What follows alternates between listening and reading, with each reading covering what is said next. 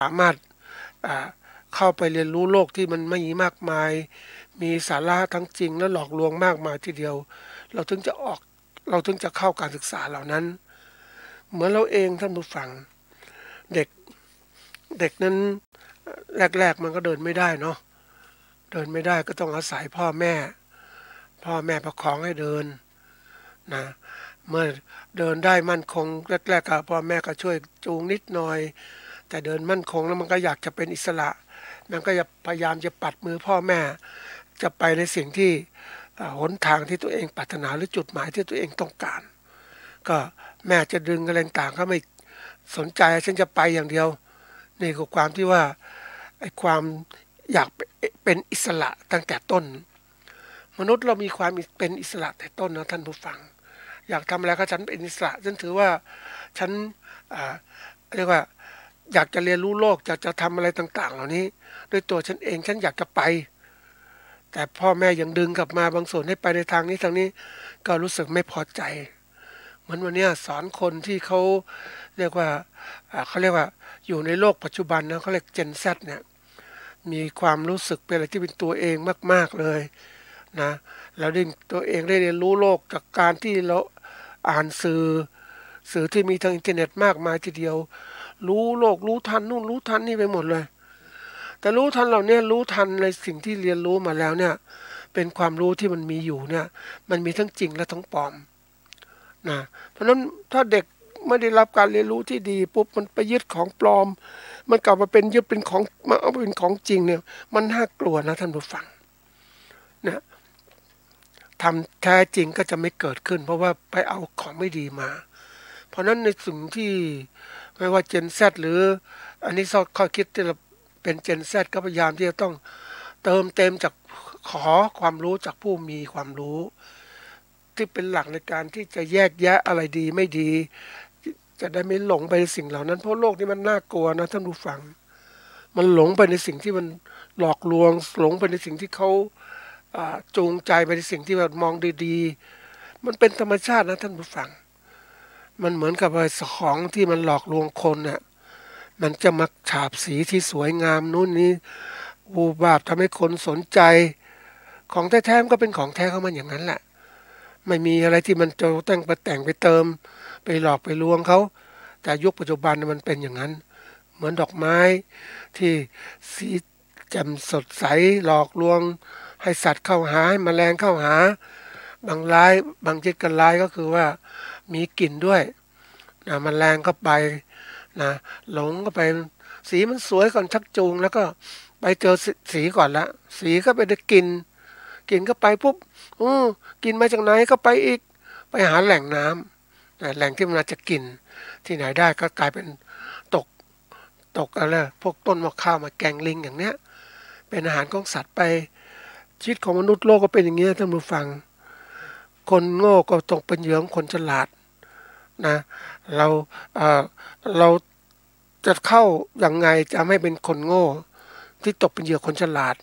เพราะชีวิตของเราเกิดมาก็เพื่อที่หาสัจธรรมเป็นความจริงไม่ใช่จะถูกเขาหลอกพาไปนู่นไปนี่เพราะนั่นสิ่งที่ว่าสัจธรรมเนี่ยเป็นธรรมที่แท้จริงเนี่ยเป็นสิ่งที่เราควรจะยึดจะถือเป็นหลักๆในการพิจารณา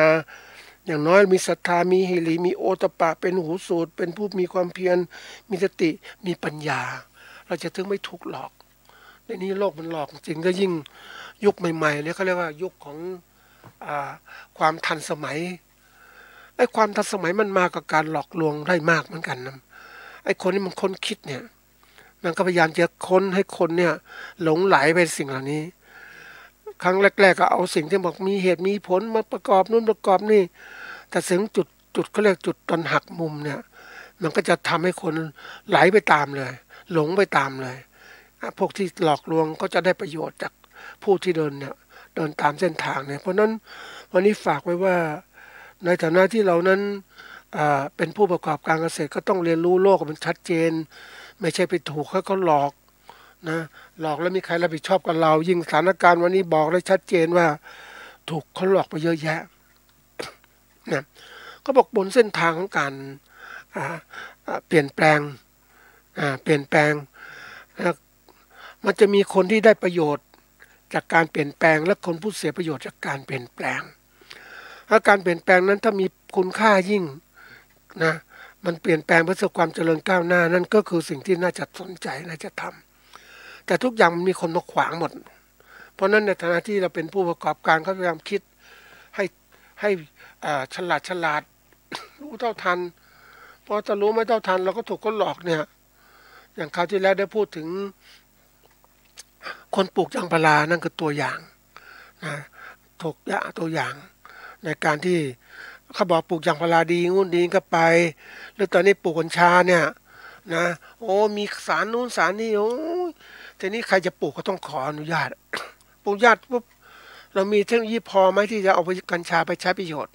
เนี่ยขออนุญาตแล้วขายได้ทำให้ทั่วไปได้ไหมมันยังไม่ได้มันผิดกฎหมายนู่นคือมันเหมือนกับว่ามันสร้างกฎหมายนี่เพื่อประโยชน์ของคนที่ว่าเพื่อผู้ประกอบการที่เขาเก่งเขาวางแผนไว้แล้วเพื่อเขาจะได้ประโยชน์จากตรงนี้ว่าเปิดเสรีกัญชาเมื่อไหร่ปุ๊บก็ได้ประโยชน์แล้วเราเองเป็นเกษตรกรไปผู้เดินตามเขาเนี่ยเราถามว่าเราจะได้อะไรก็ได้แค่เป็นผู้ปลูกแล้วก็ส่งให้เขาเท่านั้นแต่เขานั้นส่งไปปุ๊บผ่านเครื่องมือไปสกัดทำน้ำมันกัญชาไปทำนู่นทำมากมายทีเดียวแล้วก็ขายได้เราก็ขายได้อะไรบ้างกำไรก็ไม่ได้จะกินเองก็บางทีก็จะมีปัญหาเพราะมันมีบางอย่างในสิ่งนั้นเนี่ยมันมีทั้งคุณและโทษอยู่ในตัวมันนี่แหละนะมันเหมือนสิ่งที่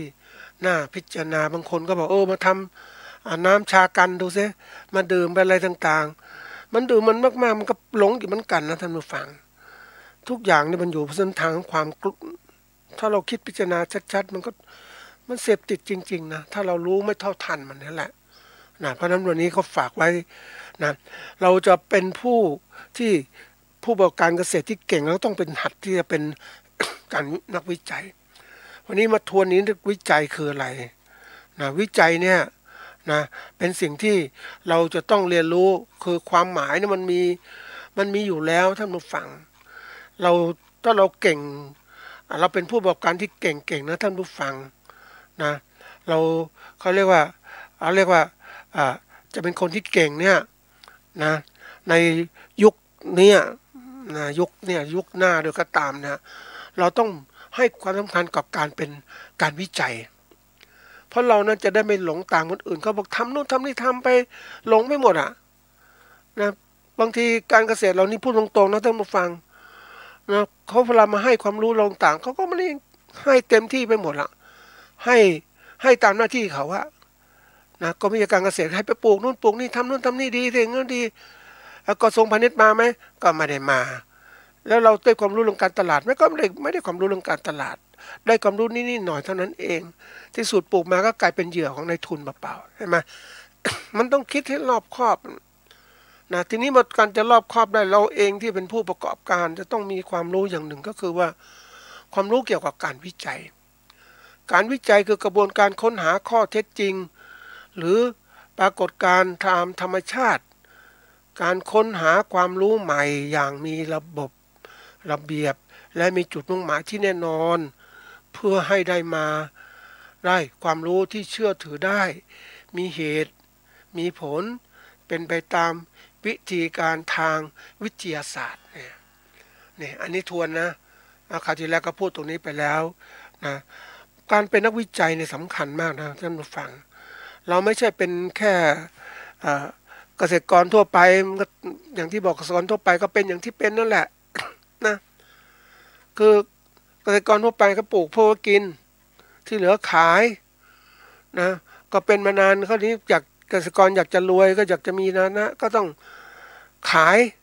ปลูกไว้ขายซื้อสิ่งอื่นกินเพราะว่าเราไม่สามารถจะกินทั้งหมดได้เราก็ขายมันเยอะเราก็ได้กำไรมาแต่อย่างที่บอกว่ามันถูกกลไกของการตลาดถูกกลไกของการเขาเรียกว่าเอารัดเอาเปรียบอยู่ตลอดก็เกษตรกรก็คือเกษตรกรนั่นเองนะหลังสู้ฟ้าหน้าสู่ดินคนก็เชิดชูไว้หมดแล้วที่ไหนเกษตรกรนะเป็นกระดูกสันหลังของชาติไทยจะเลื่อมอำนาจเพราะไทยเป็นชาติกสิกรรมนี่เป็นเพลงที่เขาร้องกล่อมมาแล้วก็นั่งชาติกสิกรรมใช่สิก็เป็นชาติกสิกรรมเพราะทำเกษตรนะแต่กสิกรรมถามว่าเฮ้ยเป็นยังไงบ้างมันจะต้องต่อยอดมาเป็นอาชีพเ เป็นอะไรเป็นอุตสาหกรรมอื่นๆที่ทำรายได้ขึ้นเพราะถ้าทำอย่างนี้เราก็เป็นอย่างเนี้ยมันมาเป็น40-50 ปี100 ปีก็เป็นอย่างเนี้ยแต่วันนี้มันขยับมานะท่านผู้ฟังเราต้องเปลี่ยนฐานะของเราจากเป็นผู้เกษตรกรเนี่ยเป็นผู้ประกอบการนะที่เป็นนักธุรกิจที่เขาเติบโตได้ทีนี้การเป็นผู้ประกอบการเนี่ยมันก็เหมือนกับเรานั้นเรียนรู้โลกที่เร็วนะไม่ใช่เรียนรู้โลกที่ช้าโลกผู้ประกอบการโลกของการบริหารธุรกิจมันรวดเร็วคือเราเองเนี่ยทำไมต้องทำอย่างนั้นเพราะเราอยู่ในฝูงปลาเขาเรียกฝูงปลาที่ตัวใหญ่ตัวเล็กนะไอปลาเร็วก็กินปลาช้าปลาใหญ่กินปลาเล็กทีนี้เราเร็วอ่ะเราเป็นตัวเล็กก็จริงแต่เร็วอ่ะปลาใหญ่และปลาเร็วจะกินเราได้กินไม่ได้เพราะเราเร็วมีความปราดเปรียวต่างๆเนี่ยนี่คือตัวสำคัญที่เราต้องขยับคือการเป็นผู้ประกอบการมันเร็วทุกอย่างตัวเล็กก็จริงจากประกอบการขนาดเล็กขนาดกลางเดี๋ยวขยับย่อมขนาดใหญ่เข้าไปอีกเนี่ยนี่คือตัวอย่างเป็นหนทางของการเข้าสู่เรียกว่ายุคของการประกอบการธุรกิจเนี่ยอันนี้สำคัญนะท่านผู้ฟังการประกอบการธุรกิจการเกษตรธุรกิจเกษตร อันนี้ถือเรื่องใหญ่นะถ้าเกษตรกรคิดอย่างนี้ได้นะท่านผู้ฟังแม้จะเล็กก็ทำเล็กๆเนี่ยแต่มีความแข็งแกร่งเรื่องการผลิตและการตลาดตัวเองไม่ต้องมีใครมาช่วยนะเพราะนั้นในวันนี้จะเป็นยังไงนะเราต้องเป็นผู้วิจัยให้เป็นเพราะที่ผ่านมาเนี่ยความรู้เราน้อยเราถูกเขาพาไปนู่นไปนี่ทำนู่นสิทำนี่สิแล้วเวลาทำแล้วไม่ได้ผลก็มีใครมาช่วยมั้งไหมเขาก็หายหน้าหายตาไปข้าราชการของรัฐที่มาส่งเสริมไม่ทำนะก็หายเงียบไปใช่ฉันตามหน้าที่ของเขาแล้วเราเองนะเป็นผู้ที่หลงตามเขานะเห็นไหมเพราะนั้นวันนี้ถามว่าเฮ้ยมียิ่งมาเจอระบบใหม่เดี๋ยวนี้มีเจอเรียกว่าระบบเกษตรกรเครือข่ายมีการให้เมล็ดพันธุ์ให้นู่นให้นี่ให้วิธีการต่างๆไปทำมาแล้วประกันราคา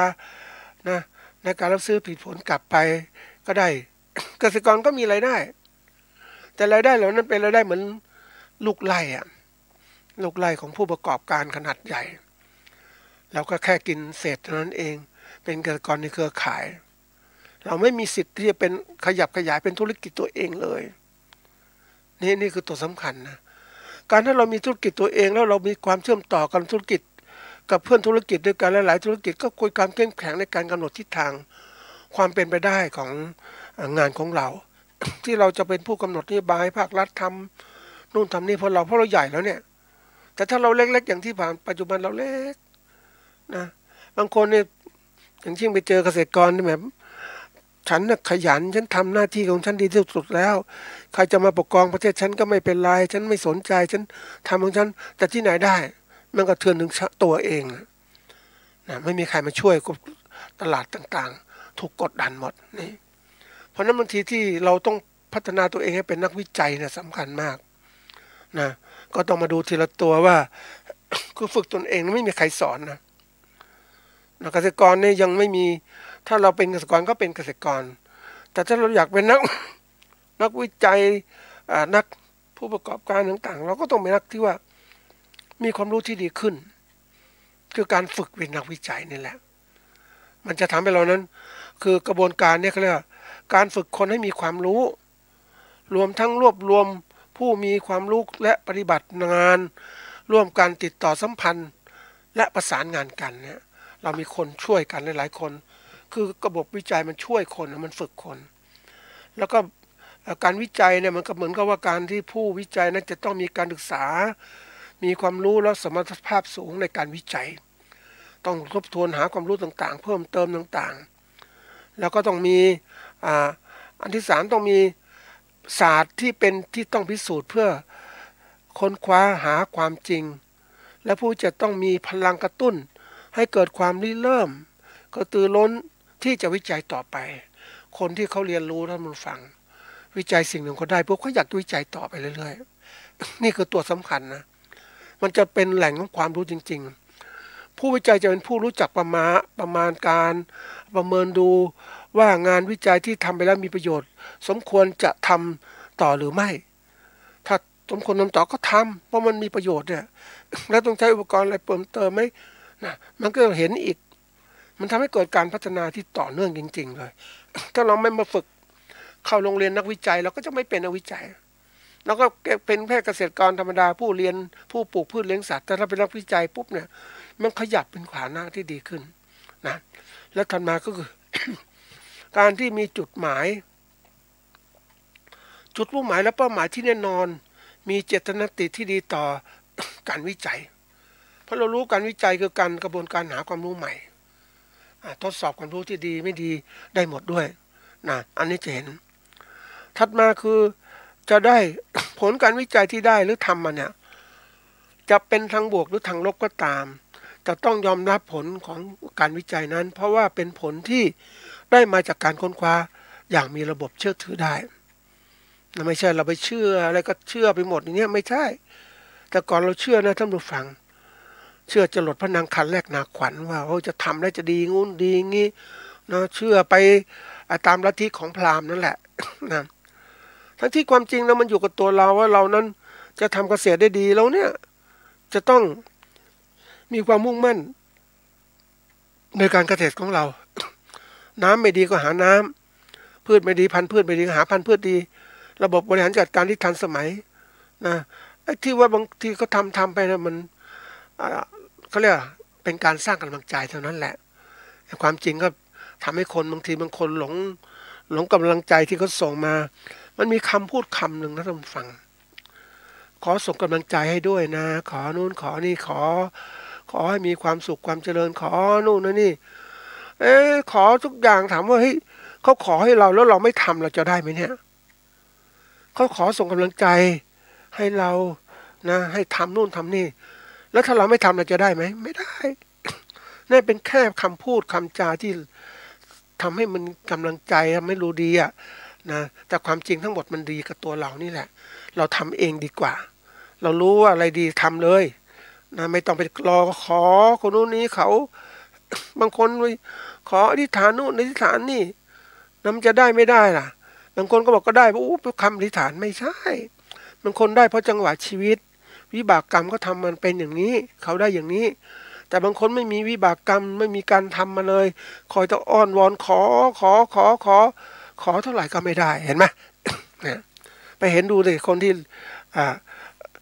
ไม่เคยทำบุญทำทานจะขอนู่นขอนี่มันไม่ได้แต่คนทำบุญทานบางทีเขามีในอดีตเขาก่อนนะเขาทำมาเขาก็ได้ผลดี นะถัดมาคือการเป็นผู้วิจัยจะต้องเป็นผู้มีความอยากรู้อยากเห็นมีความสนใจขนขวายในการวิจัยอยู่ตลอดเวลาแม้ว่าความอยากรู้นั้นจะมีเพียงแค่เล็กน้อยก็ตาม อย่างเราเองเนี่ยการเป็นนักวิจัยอยากรู้เฮ้ยจะเพิ่มผลผลิตข้าวยังไงให้มันมากขึ้นคิดนะข้าวพันอย่างนี้ดีไหมให้ดินดีแล้วอะไรนะมันก็ไม่โตมันก็เท่านี้นะมันเติบโตเท่านี้แล้วไปดูคนอื่นก็เป็นยังไงอ้าวทำไมเขาต้นข้าวมันเตี้ยขนาดนี้เขาได้ผลผลิตเต็มไปหมดเลย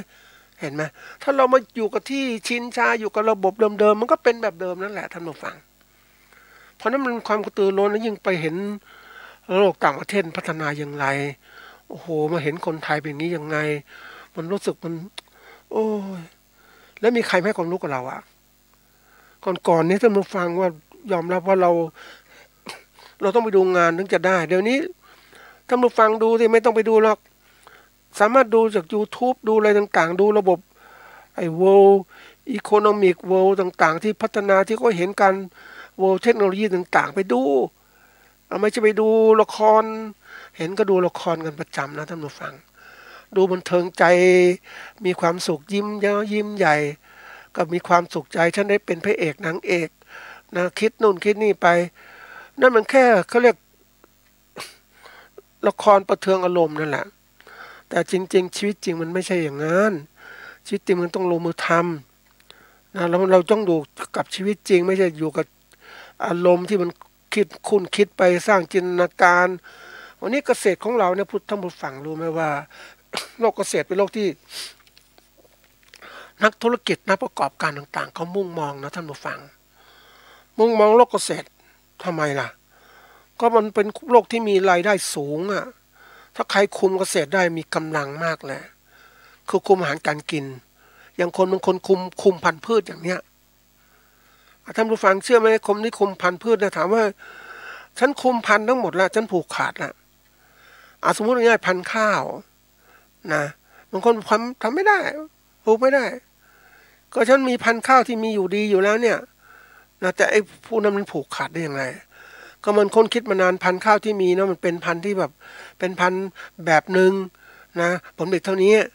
แต่พันธุ์ข้าวใหม่เป็นพันธุ์ลูกผสมพันธุ์พิเศษนะมันต้านทานโรคต้านทานแมลงปลูกแล้วโตเร็วต่างๆทั้งหมดเลยเห็นไหมใครคุมพันธุ์พืชต่างๆสำเร็จยิ่งวันนี้พันธุ์พืชที่เขาเตรียมเนี่ยบริษัทเมล็ดพันธุ์ต่างๆเขาลงทุนทำมหาศาลนะก็เตรียมการเนี่ยพวกนี้ไว้หมดนะแล้วพันธุ์ข้าวพันธุ์พืชของไทยเรามีไหมเราเก็บไหมเราไม่ค่อยสนใจพันธุ์พืชพันธุ์พื้นเมืองต่างๆจริงๆมันต้องเก็บไว้เป็นแหล่งพันธุกรรมต้องปลูกมันไว้มันขยายพันธุ์ขึ้นมา กว่าจะพบมันเนี่ยมันไม่ธรรมดาท่านผู้ฟังพันธุ์พืชแต่ละตัวพันธุ์สัตว์แต่ละอย่างมันเป็นเรื่องที่สำคัญนะมันจะไม่มีคุณค่าก็ตามแต่วันมีบางทำให้มันทนทานต่อสิ่งแวดล้อมต่างๆแล้วก็ปลูกก็ให้มันมีอยู่ถึงเวลาพวกเอาไปคัดพันธุ์ได้นะแต่เรามักจะลืมไปเอาของดีเลยของนี้ไม่สนใจแล้วนะมันก็กลายว่าที่สุดแล้วไปพึ่งพาเขาตลอดพึ่งพาบริษัทเมล็ดพันธุ์เขาผูกขาดเขาวางสมมติว่าเราเอาง่ายๆท่านผู้ฟังเราผลิตข้าวโพดโพดพันธุ์ของเรามันไม่ดีเราก็ทิ้งหมดเลยไม่สนใจละไปซื้อพันธุ์เข้ามาปลูกซื้อไปทุกปีจนที่สุดเขาขึ้นราคาเราก็ต้องซื้อเขาใช่ไหมขึ้นเท่าไหร่ก็ต้องซื้อใช่ไหมเพราะเราไม่มีพันธุ์พืชอื่นนะเห็นไหมไม่มีพันธุ์ข้าวโพดอื่นแต่ถ้าเราฝึกเป็นนักวิจัยเราเก็บ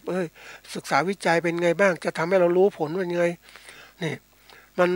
เราก็ต้องค้นคว้านี่ความอยากรู้อยากเห็นสำคัญนะท่านผู้ฟังยิ่งเราไปเรียนรู้โลกมากๆเนี่ยดูภาพยนตร์ดูสารคดีอ่านวารสารต่างๆต่างประเทศวิชาการที่เกี่ยวข้องกับเรื่องของเราเนี่ยมันเห็นการพัฒนานะเห็นของการพัฒนาที่มันเป็นอย่างนู้นนี้อะไรที่มันค้นคว้าต่างๆมันเกี่ยวโยงหมดเลยแล้วถ้าเราไม่มีความรู้เราเสร็จนะยิ่งนึกถึงโลกข้างหน้าท่านผู้ฟังโลกที่เขาเรียกว่าโลกเกษตรที่มันพัฒนาไปนะที่สุดแล้วถ้าเราเองอยากเป็นผู้การยืนอยู่ได้ตัวเองก็ต้องทำเลยแต่ถ้าเราไม่ทำเราช้าเกินไปที่สุดก็กลายเป็นแค่ลูกไล่เท่านั้นแหละ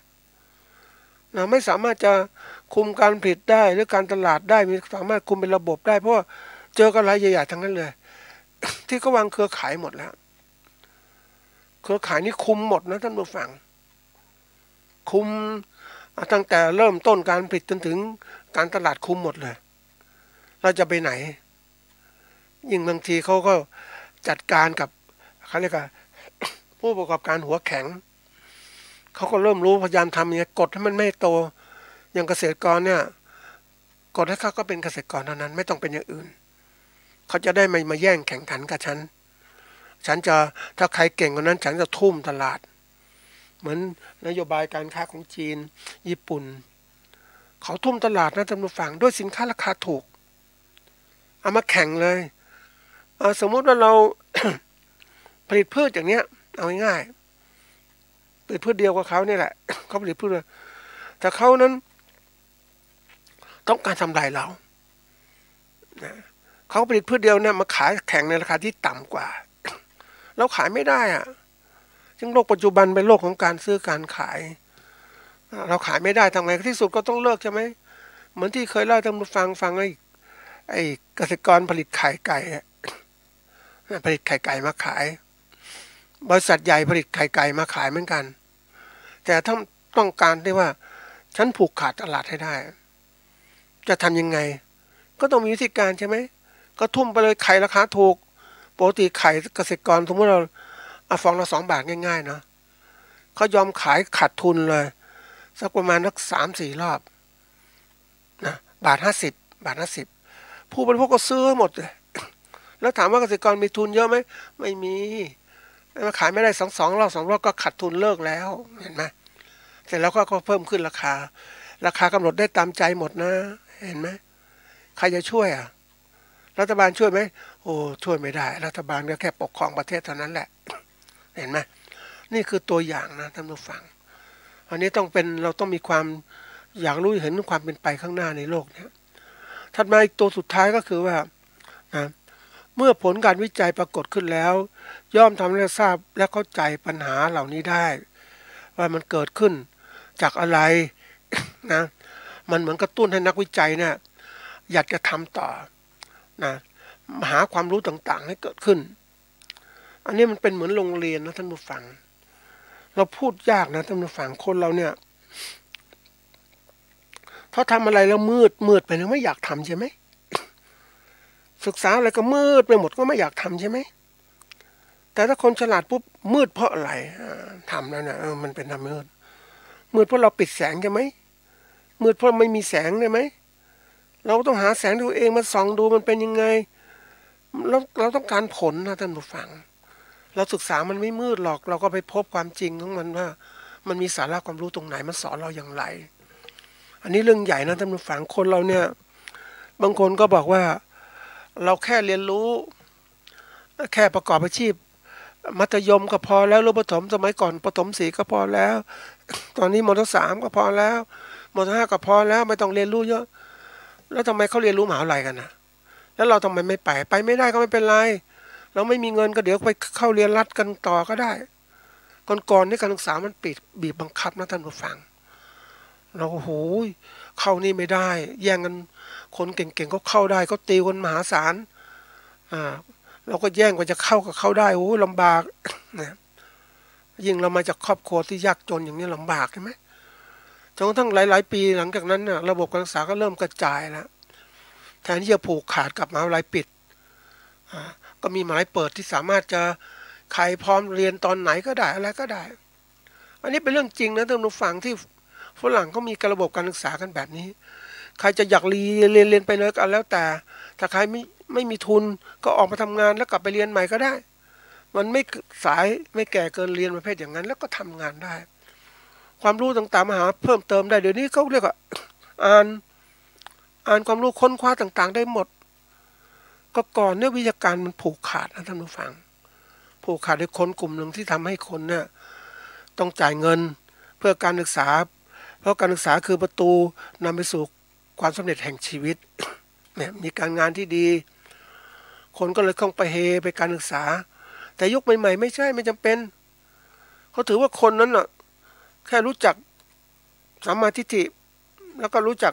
ทำงานดีแล้วเดี๋ยวมีเวลาไปเรียนหาความรู้เพิ่มเติมเดี๋ยวนี้สมัยก่อนเขามีเรียนภาคค่ำนะท่านผู้ฟังในสมัยนู้นว่าเรียนครูเลยก็เปิดแล้วภาคค่ำให้คนที่อยากเรียนปริญญาตรีไปเรียนภาคค่ำเพราะกลางวันเขาก็ทำงานไอ้คนเรียนกลางวันเต็มที่ก็เรียนไปไอ้คนที่ไม่มีเงินมาเรียนกลางวันก็เรียนกลางคืนเนี่ยมันก็เป็นอย่างนี้นี่คือตัวอย่างทำการเรียนทำให้คนเหมือนกับกันเขาเป็นนักวิจัยเขาได้เรียนรู้โลกกว้างขึ้นเพราะเขาสำเร็จจากการทำงานของเขานั่นเองนี่อันนี้มาย้อนเรื่องของการที่ว่าการเป็นนักวิจัยเพราะนั้นวันนี้เราอยากจะรู้โลกกว้างๆนะเราก็ต้องหัดเป็นนักวิจัยอย่าไปเรียกว่าหลงว่าไอ้ความรู้มันมีเท่านี้แหละนะเดี๋ยวนี้คนหลายคนนะท่านผู้ฟังคนรุ่นใหม่เนี่ยเขาไม่ได้คิดว่าการศึกษามันคับแคบนะเขาคิดการศึกษามันสามารถค้นได้นู่นนี่หมดเลยก่อนเนี่ยอยากจะรู้ความรู้ต่างๆต้องไปห้องสมุดนะหรืออ่านหนังสือเดี๋ยวนี้อ่านที่ไหนก็ได้ใน Google ค้นได้หมดเลยเห็นไหมบางทียังนั่งคิดก่อนเนี่ยประเทศไทยก็เรียกพยายามกระจายการศึกษาให้กับคนให้คนมีความรู้ก็พยายามที่จะส่งเสริมให้ทุกจังหวัดมีห้องสมุดเพื่อให้คนไปอ่านหนังสือต่างๆนะก็คิดว่าหนังสือก็ตัวสำคัญที่ทำให้คนมีความรู้นะในสมัยนั้นก็คงเป็นอย่างนั้นแหละแต่มายุคนี้ปัจจุบันเนี่ยถามว่าให้คนไม่เข้าอ่านหนังสือเลยเพราะอะไรเพราะว่าเขามีที่แหล่งหนังสือใหม่ความรู้ใหม่ๆที่มันทันสมัยกว่ามันรวดเร็วกว่าหนังสือที่อยู่ในห้องสมุดจะล้าสมัยมันมีหลักๆก็จริงแต่ว่ามันไม่เข้ากับสถานการณ์สังคมคนก็ไม่ไปคนเดี๋ยวนี้คนบางคนก็บอกว่าอยากได้ความรู้ดีก็ต้องจ่ายเงินซื้อหนังสือดีๆแพงๆนะ เพราะนั้นคนที่เขามีเงินมากเขาก็สามารถจะหาความรู้ด้วยการอ่านหนังสือแต่ทีนี้มันเร็วกว่านั้นนะท่านผู้ฟังหนังสือแพงๆก็ไปตามนั้นแต่หนังสือที่แบบพอคนค้นคว้าเป็นเนี่ยเข้าไปอ่านต่างๆหมดมันเร็วมากมันเข้าไปสู่ความรู้ที่แบบแหล่งที่มาของความรู้แล้วคนเดี๋ยวนี้ก็คนบางคนเขามีความรู้สึกนึกคิดที่จะให้นะเขาก็คิดว่าความรู้ต่างๆนั้นมันตายไปเฉพาะตนเองนะเขาก็เลยจุดประกายคนให้รู้จักเขียนไอ้ข่าวสารดีๆให้คนอ่านนะสอนให้คนคิดเอาความรู้ดีๆมาเผยแพร่ต่างๆเพราะว่าเขารวยแล้วเขาไม่ต้องการอะไรแล้วเขาต้องการให้คนรุ่นหลังๆดีไม่ลำบากอย่างเขาเนี่ยมันจะเป็นแบบบางคนพอแล้วไม่อยากทำอะไรแล้วหยุดนิ่งๆแต่ถ้าเราคิดไปลึกๆเฮ้ยมันมีคนที่เขาไม่รู้อีกนะทำไงให้มีความรู้เพราะโลกที่มันไม่เจริญที่ผ่านมาเพราะคนมันถูกปิดกั้นการศึกษานั่นเองนะคนผู้มีอำนาจเขาหวงอำนาจเขาก็ไม่อยากให้คนล่างๆรู้อะไรมากเกินไปรู้มากแล้วปกครองยากรู้มากแล้วเรียกว่าปกครองยากไม่พอเอาประโยชน์ได้ยากอีกต่างหากนะมันก็น่าคิดนะท่านผู้ฟังมันเป็นจริงอย่างนั้นน่ะนี่แหละผลของการศึกษามันมีและดีแล้วก็เสียคือผู้ที่ไม่อยากให้เรารู้เขาก็บอกเสียไม่อยากให้มันรู้นะแต่เราเองท่านผู้ฟังในฐานะที่เราเป็นเจ้าของชีวิตเนี่ยเป็นประกอบการเกษตรเราต้องเป็นผู้ที่มีความรู้จริงๆมันหยุดไม่ได้นะท่านผู้ฟังยิ่งเราคิดว่าเราภูมิใจนักหนาว่าเฮ้ยเราสำเร็จในอาชีพการเกษตรหรือกระดับเราแต่โลกเกษตรมันไปไวมากเลยมันเปลี่ยนแปลงเร็วกว่านี้อีกนะแล้วเราเองจะทำยังไงให้มันทันกับการเปลี่ยนแปลงโลกเราต้องเรียนรู้โลกที่เปลี่ยนแปลงแล้วก็สร้างความสามารถให้พร้อมที่เกิดขึ้นรองรับการเปลี่ยนแปลงนั้นนะอันนี้สำคัญนะท่านผู้ฟังนะอันนี้เรื่องของวิจัยประกอบการเกษตรเนี่ยเป็นตัวสำคัญนะเราประกอบการเกษตรของเราเนี่ยเป็นยังไงบ้างแล้วก่อนวิจัยเขาบอกว่าตัวสำคัญที่สุดเวลาเราเขียนงานวิจัยหรือเขียนในขั้นตอนต่างๆเนี่ยมันมีขั้นตอนของการที่เราจะทำงานวิจัยเรื่องใดเรื่องหนึ่งนะอันนี้เป็นตัวอย่างนะเราอยากจะทำการวิจัยอะไรก็แล้วแต่เนี่ยเราต้องฝึกดักทั้งหมดอยู่ก็บอกว่าขั้นตอนการวิจัยก็คือการหาความรู้นี่แหละมันมี8หลักๆอยู่8ขั้นตอนขั้นตอนที่1กำหนดปัญหาของการวิจัยขั้นตอนที่2กำหนดหลักเอกสารบทความตำรางานวิจัยที่เราต้องไปทบทวน3การตั้งสมมติฐาน4การออกแบบการวิจัย5การรวบรวมข้อมูล6การวิเคราะห์ข้อมูล7การตีความแล้วก็8การเขียนรายงานการวิจัยเนี่ยมีขั้นตอนอย่างเนี้ยนะหลักๆนี่เท่านี้แหละถ้าเราจะคิดยังไงถ้าสมมุติว่าเราฐานะที่เป็นผู้วิจัยต้องหัดเลยหัดให้เป็นเราจะต้องรู้จักกำหนดปัญหาวิจัยของเราว่าอย่างเราทำอะไรอาชีพเกษตรการประกอบการเนี่ยโอ้ประกอบการเกษตรมีปัญหามากการวิจัยปัญหาการผลิตปัญหาการตลาดปัญหาผลิตเมล็ดพันธุ์ต่างๆเมล็ดพันธุ์พืชพันธุ์สัตว์มีไหมปัญหาปุ๋ยยาฆ่าแมลงนี่ปุ๋ยมันมีอะไรพิเศษนะท่านผู้ฟังเกษตรกรส่วนใหญ่ไม่เคยรู้นะปุ๋ยมันมีปุ๋ยดีปุ๋ยปลอมปุ๋ยที่เต็มสูตรแล้วไม่เต็มสูตรอย่างเนี้ยไอ้ปุ๋ยปลอมก็ทำนะเดี๋ยวนี้มันประเภทมันไม่ใช่ตัวปุ๋ยอ่ะมันใช้อย่างอื่นมาทำเป็นเม็ดนะเห็นไหมทำยังไงอ่ะเราต้องพยายามคิดอ่ะแล้วปุ๋ยบางครั้งมันใส่มาก็จริงแต่มันไม่เต็มสูตรที่มันควรจะเป็นตามกำหนดไว้อ่ะเราจะไปหวังว่าพูดตรงๆนะท่านผู้ฟังโลกปัจจุบันเนี่ยอย่าไปหวังว่าตอนเขาขึ้นทะเบียนนะท่านเขาขึ้นทะเบียนปุ๋ยหรือขึ้นทะเบียนอะไรต่างๆแล้วเนี่ยเขาตามหลักการภาครัฐจะต้องมาดูแลตลอดเวลาคุมตลอดเวลา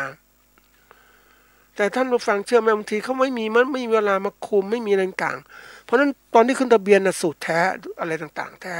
แต่ขึ้นทะเบียนแล้วว่าออกผลิตครั้งที่2ที่3โดยใบอนุญาตเดิมเนี่ยนะเป็นยังไงมันไม่เหมือนเดิมท่านผู้ฟังเพราะนั้นจำเป็นอย่างยิ่งที่เราจะต้องเป็นผู้ที่มีความรู้เนี่ยอันนี้เราก็สามารถทำงานวิจัยทดสอบปุ๋ยง่ายๆว่าไอ้ปุ๋ยที่ซื้อมันดีไม่ดีไปทบทวนอ่านวารสารแล้ววิธีการทดลองยังไงเนี่ยปัญหาวิจัยเนี่ยเป็นปัญหาที่น่าคิดนะมันเป็นสอนเรามากมาย ในประการแรกเนี่ยสิ่งที่มันใกล้ชิดกับเราคือปัญหาการประกอบอาชีพของเรานะไม่ว่าการปิดการตลาดนะปัญหาการเมืองปัญหาการอ่าผู้บริโภคเป็นยังไงเขามีรายได้น้อยเขาจะซื้ออาหารจากเราไหมถ้าเราเก่งๆถ้าเราฟังถ้าเราใหญ่ขึ้นมาเราทำได้หมดนะเห็นไหมปัญหามันขึ้นอยู่กับจุดที่เราต้องการหาคำตอบจุดที่เรามอง ถ้าเรามองไม่เห็นเราก็คิดแค่เนี้ยแต่จำหลักการจริงๆแล้วเนี่ยเราเราทำงานแล้วแต่นะจุดเริ่มก็บอกทำปัญหาที่ใกล้ตัวนะ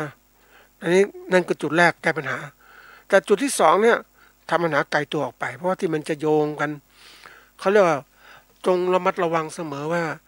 สิ่งที่ไม่คาดคิดมันจะกลับมามีผลได้เพราะนั้นทางที่ดีเราไปคิดมันก่อนที่มันจะมีผลต่อเราเนี่ยมุ่งมองกำจัดเหมือนอเมริกาที่เขาฉลาดอะ เขาจะไม่ยอมให้ค่าศึกใกล้ประเทศเขาอะเขาออกมาทำศึกข้างนอกบ้านเห็นไหมเขาฉลาดประเทศเขาไม่เสียหายส่งคนมาเห็นไหม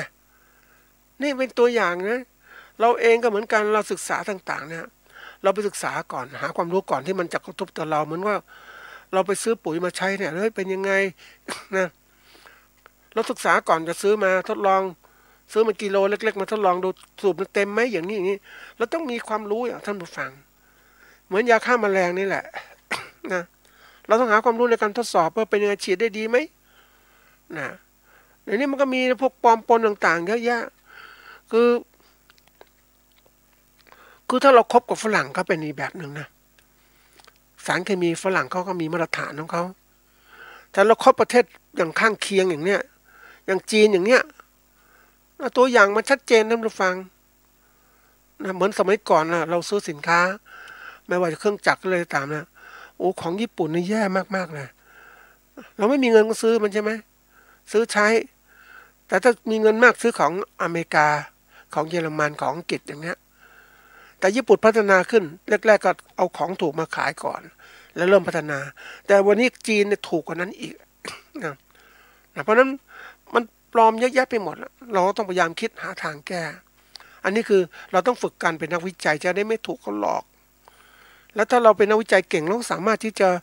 ต่อยอดของเราได้เห็นไหมเรารู้ว่าเราจะพัฒนาอะไรเนี่ย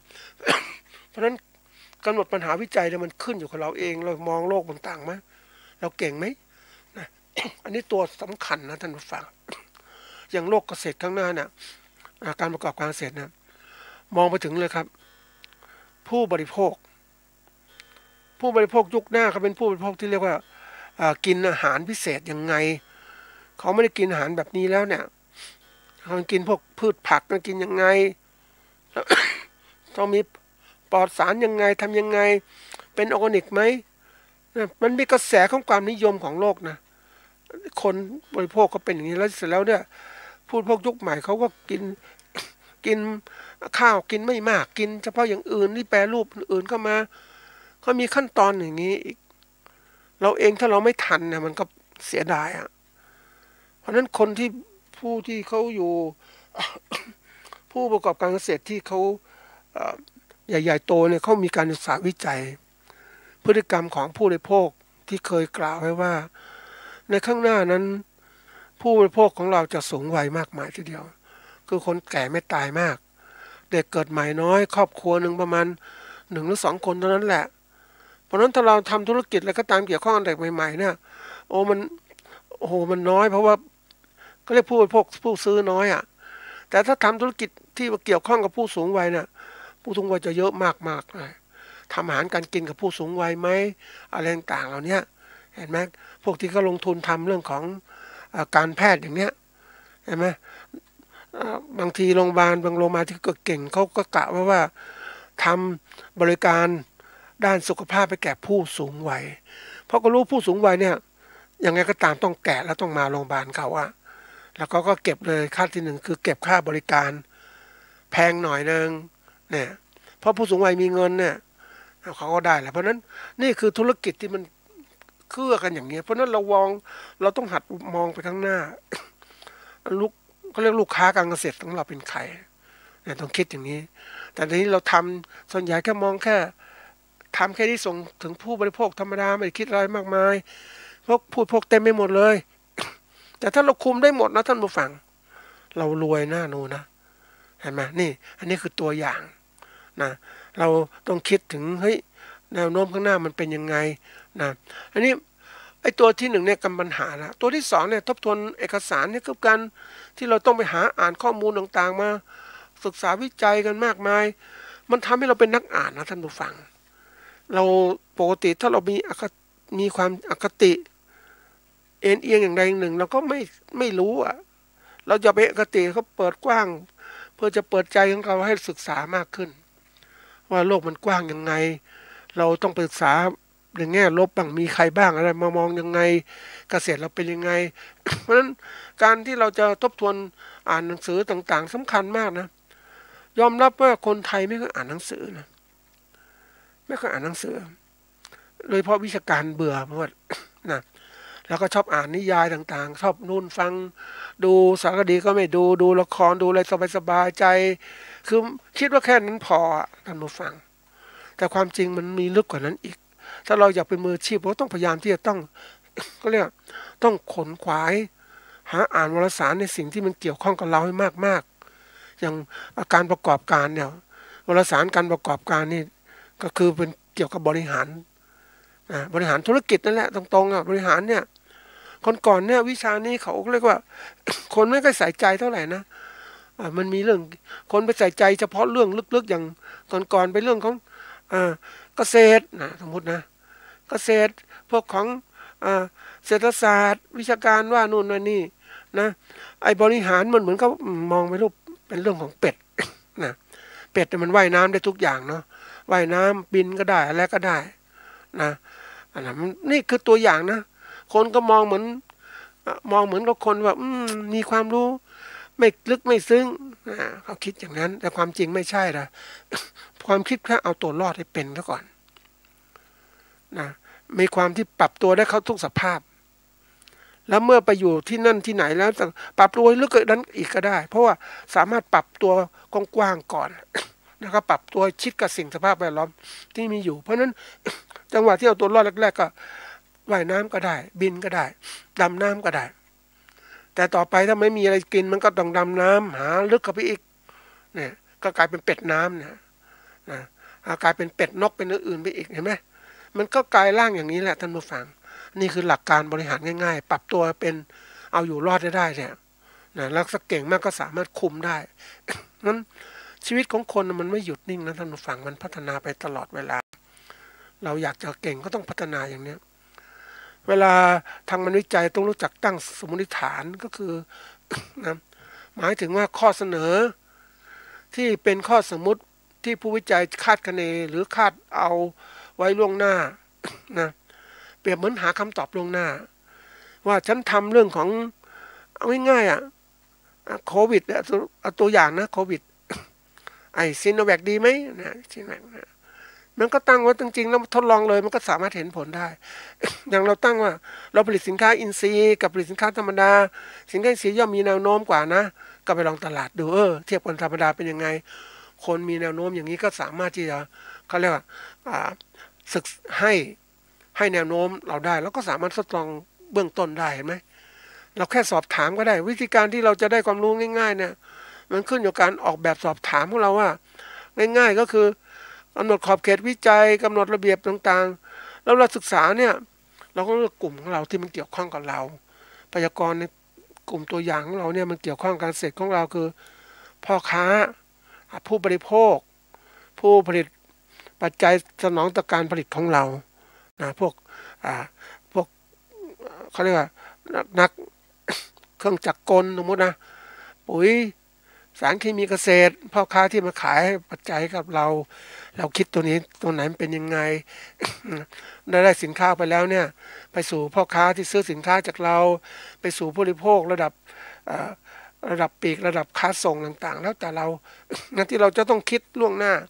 เราได้ข้อมูลก็วิเคราะห์ข้อมูลกำหนดแผนต่างๆให้เป็นนะแล้วเวลาทำรวบรวมข้อมูลนี่ก็บอกว่าส่วนใหญ่เราถ้าทำไม่ง่ายเนี่ยเราก็ตั้งอะไรครับบ้างตั้งคือแบบสอบถามสนทนาก็ได้สัมภาษณ์มีแบบสอบถามแล้วก็ สังเกตการเราส่วนใหญ่สังเกตที่เป็นนะคนสังเกตเก่งนะท่านผู้ฟัง ในการมองทะลุต่างๆแล้วถ้าเราทำลึกก็สามารถที่เจาะข้อมูลได้เราวิเคราะห์ข้อมูลได้มันเป็นยังไงเปรียบเทียบยังไงแล้วก็ตีความข้อมูลเขียนงานวิจัยอันนี้หลักง่ายๆแค่นี้แหละท่านผู้ฟังการที่จะเป็นนักวิจัยได้นะมันจะต้องเขาเรียกต้องมีความใส่ใจใฝ่รู้เพื่อการพัฒนาใฝ่รู้เพื่อการศึกษาให้มันดีขึ้นทำงานให้ดีขึ้นถ้าเรามาอยู่นิ่งๆเป็นเกษตรสมัยก่อนอยู่เฉยๆทำยังไปเรื่อยๆไปเรื่อยๆไปสภาพแวดล้อมเปลี่ยนแปลงก็ไม่ใส่ใจเดี๋ยวนี้ ท่านผู้ฟังเชื่อไหมว่าก่อนคนมันดีใจว่าทำปลูกปลูกอะไรผักบุ้งนะผักบุ้งลอยน้ำปลูกไปด้วยสบายไม่คิดอะไรมันอยู่ได้มานานแต่ที่ไหนได้ปรากฏว่ามีน้ำเน่ามาเท่านั้นเองตอนนี้ทำไม่ได้ปลูกไม่ได้ล่ะท่านผู้ฟังเห็นไหมโลกมันเปลี่ยนเร็วแต่ก่อนไม่สนใจเห็นไหมถ้าเราคิดข้างหน้ามันต้องเป็นแน่นอนเลยเพราะนั้นในเขตลุ่มน้ำไปผ่านเมืองต่างๆทั้งหมดนะจำได้เลยว่าหลังเขื่อนไปแล้วเนี่ยเขื่อนเจ้าพระยาต่างๆเจอไปเลยแน่นอนน้ำท่วมต่างๆน้ำที่มาจากโรงงานอุตสาหกรรมเพราะนั้นในผลเสียต่างๆที่เกิดขึ้นมาเราเรียนรู้ล่วงหน้าดีกว่านะ